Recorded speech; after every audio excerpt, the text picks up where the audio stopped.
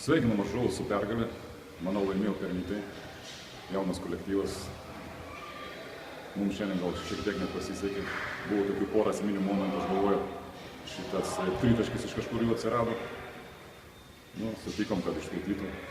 Paskui ta techninė pražanga tokia abejotina, nežinau, žmogus ten kažkur su kamuoliu savo sudaužė ir iš karto tą techninę. Galvoju, čia buvo lūžis mūsų.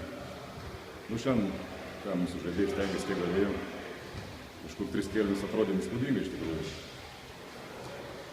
Norėčiau pagirti Vacį Lekevičių, kuriam metų jau yra nemažai, bet su jaunuoliais šiandien kažkaip greičiau judėjo. Visą pribėgdavo, mesdavo. Aišku, nedaug susirinkom. Įsibaudavom, pagrindinis žaidėjas Ivanauskas įsibaudavo. Manau, šitą vietą, šitas momentas buvo toks lūžis. Aišku, kaip treneris irgi šiek tiek atsipalaidavau. Gal reikėjo anksčiau biškį daug pailsiau ar kažką. Žinau, stengsimės antram rate, man rodos įmanoma atlošti tos kelias taškelius. Tiek. Šį vakarą susitikome su JTRB komanda.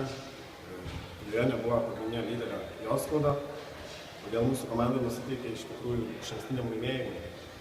Bet, kadangi jie yra veteranai patyrę, įmetė daug taškų, laisvų, mes neapsigynėme, patys neužpuolėme, tragiškai pataikėme.